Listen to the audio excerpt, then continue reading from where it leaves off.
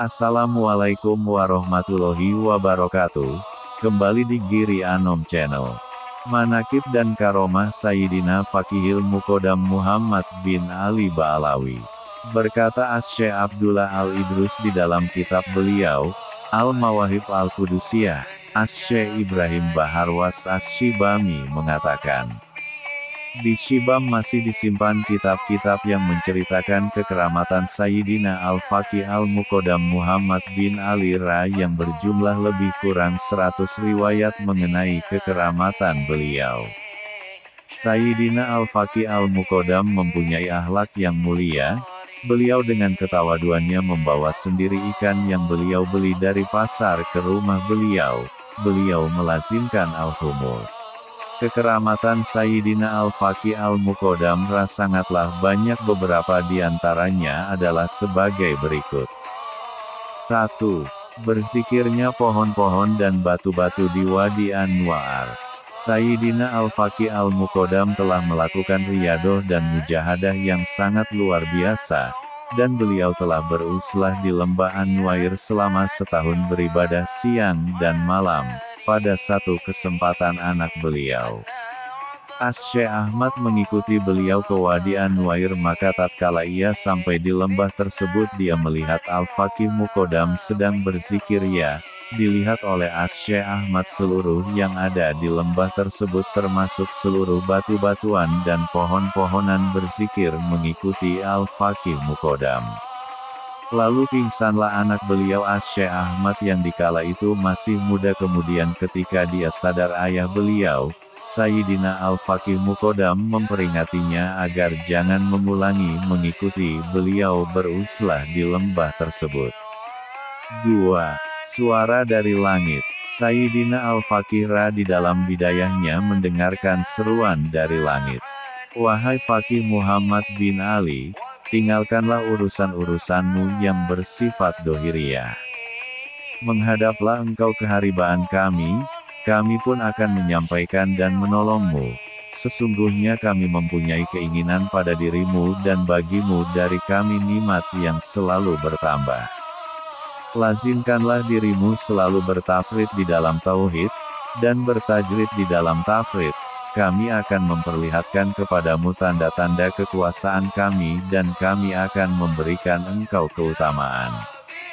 Maka jangan engkau jadikan keinginan kami tersamar dalam keinginanmu, dan jadikan kepada kami awal tujuanmu dan kembalimu, dan jangan engkau alihkan tujuanmu selain kepada kami. Sesungguhnya kami mempunyai hamba-hamba yang khusus yang akan kami sampaikan hajat-hajat mereka darimu kepada kami.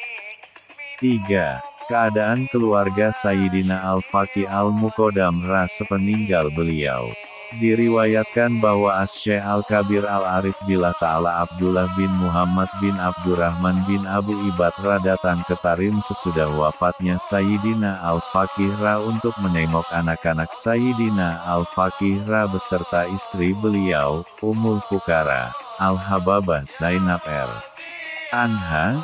Tatkala Asy-Syaikh Abdullah telah bertemu dengan Al-Hababah Zainab, beliau berkata, bagaimana keadaan kalian sepeninggal Sayyidina Al-Faqih Ra?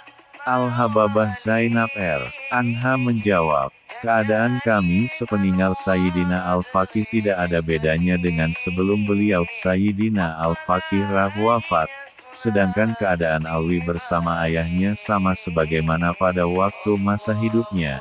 Ilmu dan rahasia langit bagi kami seperti kami melihat bumi mendatangi kami pada waktu siang dan malam, sedangkan Alwi datang kepadanya berselang sehari atau 2 hari. 4.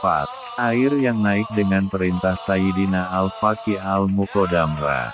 Sayyidina Al-Faqih Ra dalam usia remaja, yaitu ketika beliau masih belajar di salah satu majelis taklim di Masjid Tarim. Beliau tertidur pulas ketika telah masuk waktu sholat, padahal bila mana ada siswa yang meninggalkan sholat berjamaah akan dihukum oleh gurunya. Demikianlah pengajaran ketat di Tarim pada waktu itu yang bertujuan untuk mendidik para siswanya untuk mengikuti sunnah-sunnah Rasulullah Shallallahu Alaihi Wasallam. Sampai akhirnya para siswa sudah bersiap-siap untuk sholat berjamaah. Sayyidina Al-Faqih Ra masih tertidur. Ketika beliau bangun, beliau mengisyaratkan dengan tangan beliau ke sumur masjid. Tiba-tiba air pun naik dengan seizin Allah Subhanahu wa Ta'ala.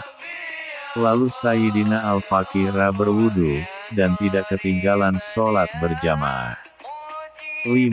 Pembantu Sayyidina Al-Faqih Al-Muqaddam Ra yang hilang. Diriwayatkan bahwa Sayyidina Al-Faqih mempunyai seorang pembantu yang bernama Huraisoh. Huraisoh ini sudah lama pergi dan tidak tahu lagi kabarnya hidup atau mati. Maka bertanyalah keluarganya kepada Sayyidina Al-Faqih. Sayyidina Al-Faqih Ra kemudian terdiam sejenak, lalu beliau mengangkat kepalanya ke langit. Kemudian Sayyidina Al-Faqih Ra menjawab, Abu Huraisoh belum mati. Kemudian keluarga Abu Huraisoh bertanya lagi, bagaimanakah Anda mengatakan Abu Huraisoh belum mati padahal kabar kematiannya sudah menyebar? Sayyidina Al-Faqih Ra menjawab, aku telah melihat ke setiap istana yang berada di surga, dan Abu Huraisoh tidak ada di sana. Keluarga Abu Huraisoh bertanya lagi, coba Anda lihat di neraka, barangkali Abu Huraisoh di sana. Sayyidina Al-Faqih Ra marah lalu berkata, sungguh tidak akan masuk neraka para pembantuku. Tak lama berselang Abu Huraisoh pulang, dan tidak kekurangan sesuatu apapun. Sekian kisah 5 keistimewaan Sayyidina Faqihil Muqaddam, dan masih banyak lagi keistimewaan beliau, yang nanti kita akan bahas di part 2. Terima kasih, jangan lupa dukung channel kami dengan like, comment and subscribe. Barokallah. Semoga kita semua panjang umur, fitoatilah, dan dalam keadaan sehat walafiat. Amin ya robbal alamin.